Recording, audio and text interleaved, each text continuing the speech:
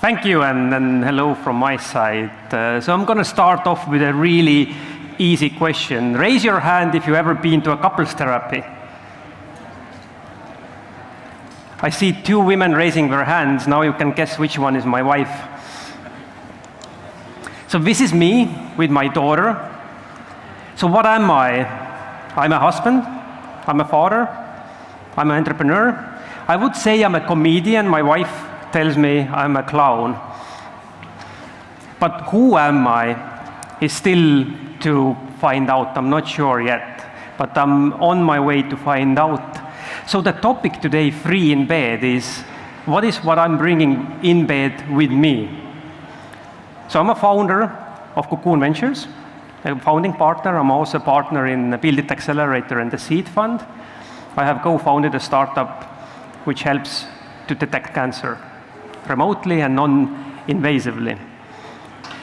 And this is what I'm also bringing with me in bed every night. So actually there's like 6 in our bed. And why did I pick this topic for today in a founder psychology track was that what we see in Cocoon working with founders is that whatever happens in your relationships, either in work or in your romantic relationship, you will find it on the other hand as well. So if you solve them in the one end, you will solve them in the other. So all the relationships are very, very similar, either co-founding relationships or romantic relationships.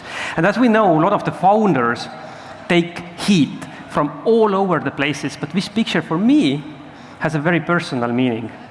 So for me, in order to understand the importance of relationships with myself, but also with other people, I had to go through burnout. And as you know, that if we see somebody drowning, you should not go and rescue that somebody unless you know how to swim. And I don't know whether you know how to rescue somebody who's drowning. You go feet first. Why? It's because if they grab you, you kick them away. This is how you actually rescue somebody who is drowning. Sounds cruel, but what happens otherwise is that it's very easy for them to grab you and you both drown. So, before actually going and helping others with relationships, you need to find yourself and help yourself and learn to swim. But this picture also has another meaning, that for a lot of us, the entrepreneurship is an escape mechanism. For me, definitely it was. I started my first company when we got the second kid. So I didn't really want to spend so much time home, so I started a company and working 60, 70, 80 hours a week. Or you can look at it as a way for a lot of founders to drown their problems into alcohol, and this happens a lot. And this is just a coping mechanism. But so how do you know if you're in a relationship that it's not working? So these are the 4 horsemen of apocalypse, so to speak, right? There's criticism, there's contempt, there's defensiveness, and stonewalling. And what is criticism? Criticism isn't a complaint. Criticism is a global and destructive attack on your personality, on your character. This is saying, you are always late. Why are you always like that? And if you really want to kick up the notch, tell your wife you're just like your mom. What criticism is generating is contempt to each other. And this happens, it doesn't matter if we're talking about the romantic relationships or in a startup. And contempt means that whenever you pick up the emotion of hate towards the other person, you know that there's a contempt already in play, and afterwards comes defensiveness. Defensiveness means that you're not listening anymore. This is me, my wife telling me, take out the trash, or you haven't taken out the trash, and I'm saying, but you haven't cleaned the dishes. So I'm not actually listening, I'm counter-attacking. So when you pick this up, you know that there's a defensiveness in the system, and last but not least, stonewalling. This is what us Estonian men know how to do from birth. So it takes a lot of time to relearn it. Interesting thing about this, why it's called 4 horsemen of apocalypse, is that whenever just one of them is present in your romantic relationship, only one, when the scientists have found out that they can predict with 90% that this relationship will not last. So unless you do something about it. So be very, very aware of these whenever you pick one up, this is a time to start working on that relationship. And the solution isn't how you think it is or how you typically do it. It isn't going on a vacation 2 times per year and then having a nice conversation and finally having space and time to talk. This isn't enough. So what actually happens statistically, it's very interesting, that most couples who kind of having troubles in the relationship break up after vacations. Happens a lot. And then this third guy. And this third guy is your startup. So whenever you are with your loved one, with your family, you know you're thinking about what's happening in your work. And whenever you are in work, you know that you're thinking what's happening at home if you haven't resolved the conflicts. So you're never really fully present. So what would a therapist tell you if you would go? Well, I know, I've been there. I learned a lot of interesting things. And one of the most interesting, and for me, kind of mind-blowing fact was that if you would spend a fraction of time you're spending working out, going to a gym, a fraction of that time working on your relationship, you would be healthier, you would be happier, and you would live longer. And in reality, 20 minutes a day, freaking 20 minutes is enough. But now that you have decided, yes, I want to work with my relationship, either with the co-founder or with my wife or with my loved one, so what should you do within these 20 minutes? Maybe if you haven't talked for 2 years, 20 minutes seems like a lot of time. Well, again, you need to start with yourself. So the first relationship always and will always be is with yourself. So the problem is that if we don't love ourselves or if we don't respect ourselves, we will never actually get it back from the others. And it's also interesting, if we don't love ourselves, we start looking for evidence that other people do not love us. So unless you fix the relationship with yourself first, you will never ever have a good and healthy relationship with others. So it starts with yourself. Easier said than done.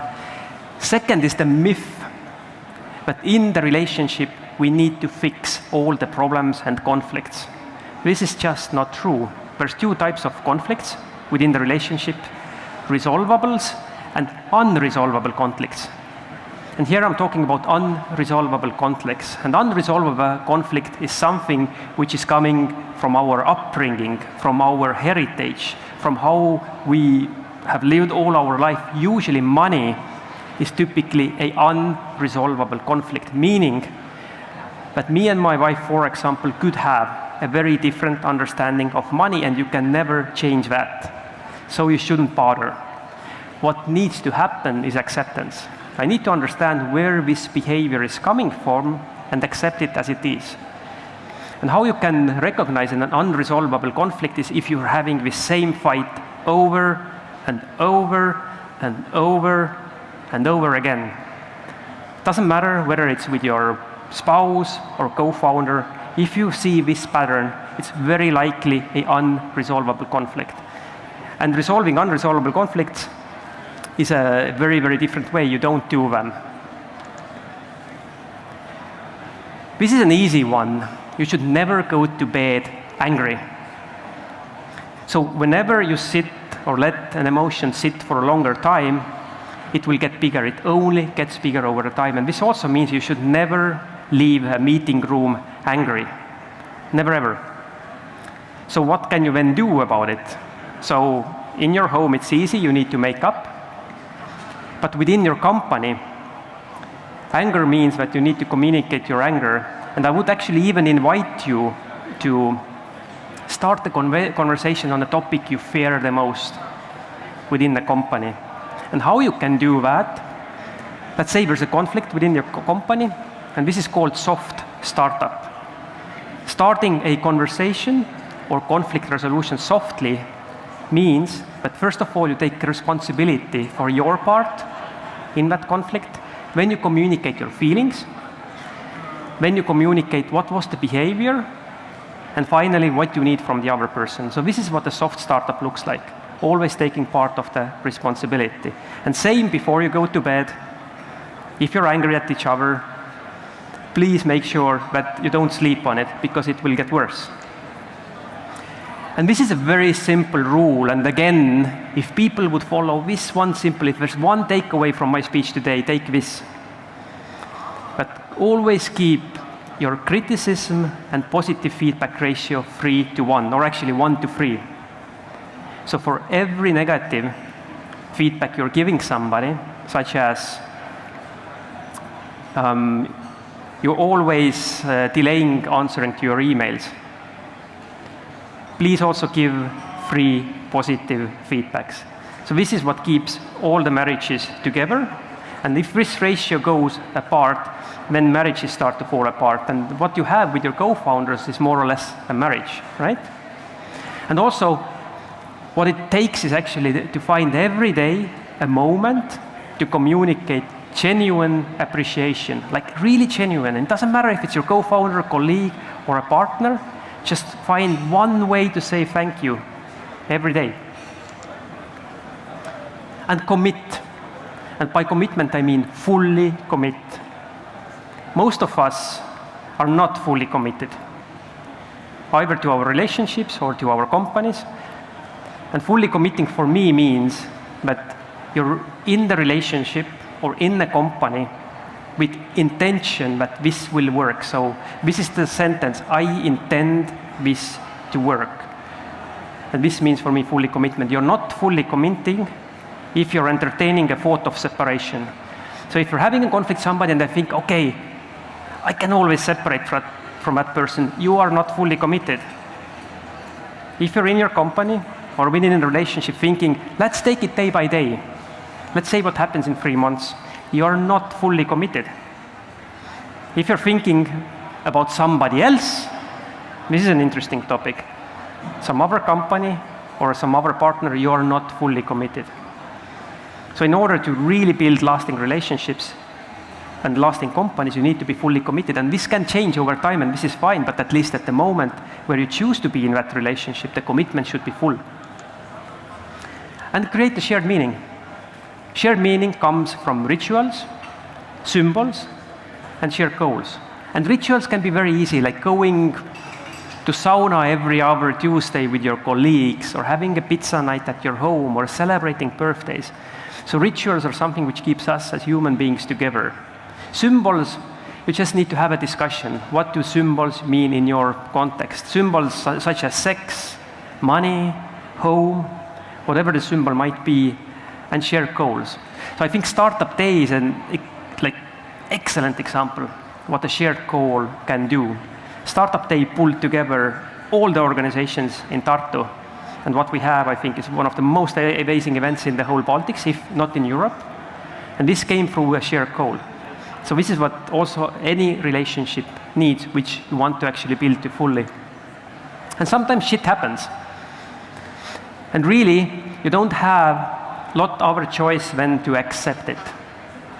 And that's one of the most difficult challenges for me personally, is accepting life as life is. And when this happens, when there's 2 tools I can give you, looking at the situation through a different perspective, or you can call it also a lens. And one of the lenses is called "This is not about me" lens. So if shit really hits the fan, this can really bring a different perspective. Why? So let's take a topic, cheating. Cheating in a romantic relationship hurts like hell. Again, research shows that almost never ever cheating is in purpose to hurt somebody.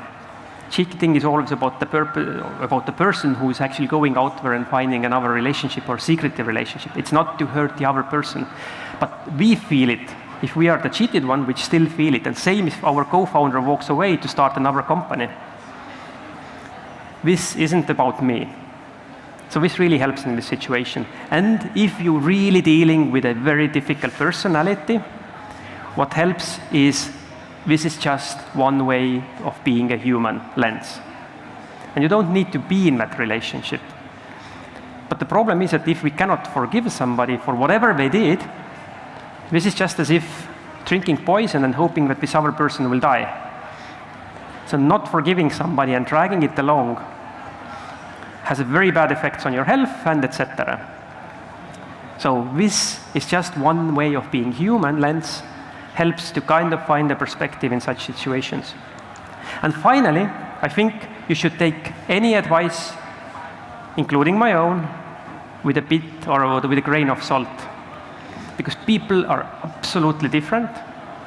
We have very different lives. We have very different wishes. So there's no one-fits-all solution.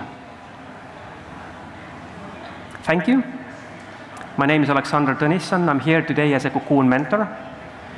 So in the Cocoon, what we do is we work with founders to align their life purpose with the company purpose. And hence the topic of the talk about the relationship. Thank you very much. I think we have time for one question or two. Yeah. Thank you. First of all, round of applause for Aleksander. Thank you, sir.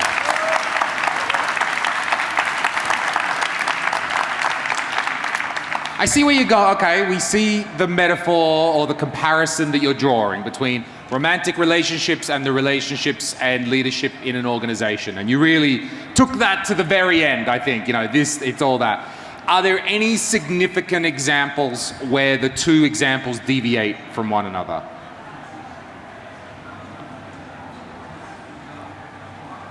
Not that I know of. I mean, I've never seen a super happy romantic relationship and relationships not working in a startup. Never seen that. Never seen vice versa as well. Always seen that if it's dragging on one end, you see the same problems in the company. You mean personally? Like in your personal life, do you mean, sorry? Or? Also personal, but also we work with a lot of companies. So I've invested in 100 companies, and it's always the same story. Right, so you're looking for people to have a healthy, happy home life, you mean, which often reflects into a healthy, happy business life as well. Relationships, not home life in particular, okay, but sure. Home life does have more effect when, like, let's say, if there's a conflict with a friend, it influences a bit less than if you have a conflict with a loved one. Right. All right, any questions? Yes, let's go down there real quick. Thank you for a really, really inspiring speech. So my question is, what was the most challenging thing you did or struggles you had professionally with your co-founders and partners when it comes to the relationship in between founders, and what did you do to overcome this challenge? So for me, one of so far the most challenging one with my co-founders specifically was if I gave up CEO position. So basically what I did, we switched polarities. So I was in the male polarity, so to speak, so I now switched to female and supporting polarity. This was very difficult for me. I was still wanting to grab the lead, and I felt that the leader was insecure because I was in the room. So this was super challenging. It took me 2 years to live into the role of not being the CEO anymore and not seeing as a CEO. And now I'm leaving that company, so we're going through a divorce. Because I feel it's not on my life path anymore. And I see that how difficult it is to have that conversation with my co-founders, because they're not really ready to have either that scenario or that conversation. So this is still to come, but the process is already started. All right, I think we need to leave it there. Sorry, pardon me, sir, we do run out of time. Anyway, one more round of applause. Aleksander Tõnnisson.